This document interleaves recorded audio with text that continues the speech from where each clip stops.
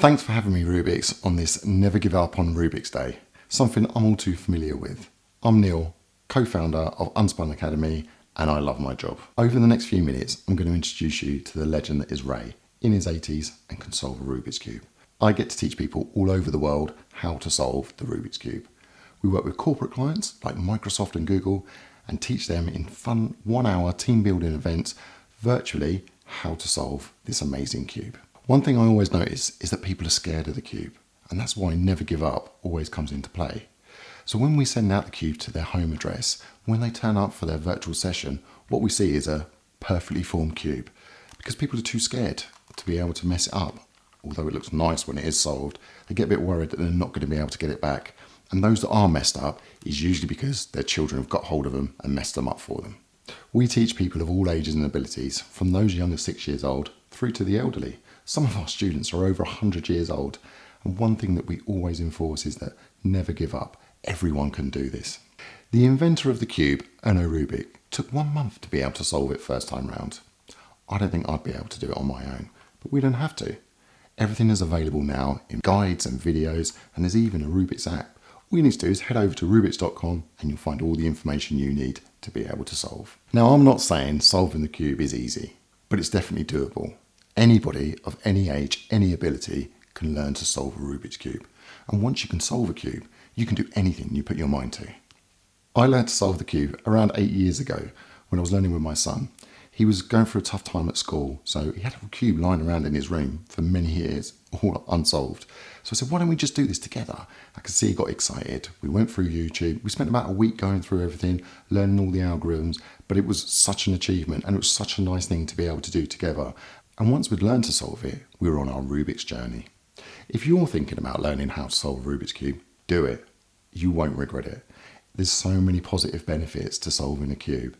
And once you've got it, and once you understand it, you'll want to show everybody. And it's a pretty cool party trick to have. The best thing about learning the cube is once you've got it and you understand it, you'll want to show others, teach others, so you can share your skills. So this is Ray. Ray's in his 80s, he's an absolute legend. And during lockdown, he got a bit bored. So what we thought we'd do is challenge him to be able to solve a cube. So we gave him a cube, we gave him the guides, and we sent him over to Rubiks.com to be able to watch the video and download the guide for himself. Ray never give up. He's the epitome of this. He spent a couple of weeks being able to go through everything, learning everything, and he called me a couple of times because he got a bit stuck and I gave him some pointers. But in his 80s, you've got to take your hat off to him. What an absolute legend. So as you can see here, Ray's just solving the final part of his cube all by himself and remembers all the algorithms off the top of his head. And there he goes. Little smile from him. So following the 3x3 and after a few weeks of doing that, we set him the next challenge. So we gave him a Rubik's Mini to be able to solve.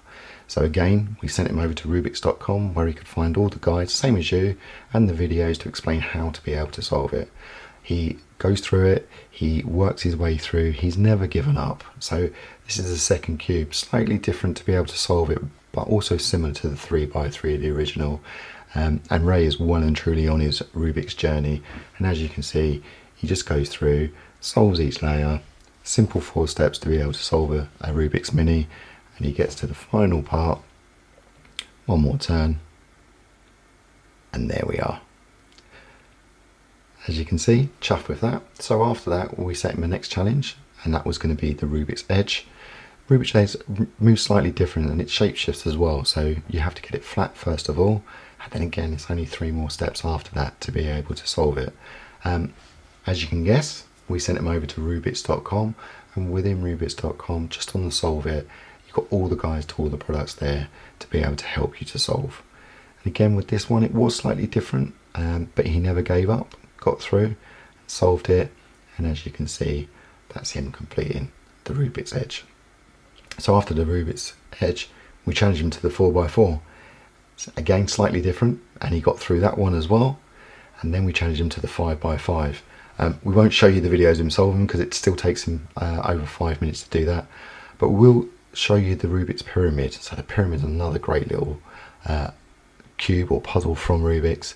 And this one shapeshifts as well. So again, there's only 4 steps to be able to do it. And again, there is a full guide and the videos available over at Rubiks.com. So the first thing you need to be able to do is get it into the pyramid shape. as you see Ray doing here. Once you do that, you need to position your corners so you know which corner is going to go where. Once that's done, you then need to sort out the centre pieces, as Ray's doing now, and then the final step that you need to complete for the pyramid is just to be able to rotate or permutate the corners. So we're just seeing Ray getting to that point now. He's an absolute legend. As I filmed this with him and just watched him do this, it was just incredible. He remembered all of the different algorithms, how each puzzle moves, and what he said to me was that every day he does his cubes. It helps to keep his mind active, it helps to keep him wake himself up in the morning, and it's great to see. I was so impressed with him, one after the other, no problem at all. And there you go, there's the pyramid. And then the next thing that we did was we wanted to leave him something, so we set his next challenge. So we gave him the Rubik's tower, and you can see his face and he's like, okay, this is going to be a tricky one. The magic as well, that will keep him busy for a week or so. And then the Rubik's UFO, another little puzzle for him to, all working differently, all great little puzzles. And the void is like the 3x3, it just throws up an extra dimension because you haven't got your centre pieces, and the Rubik's twist.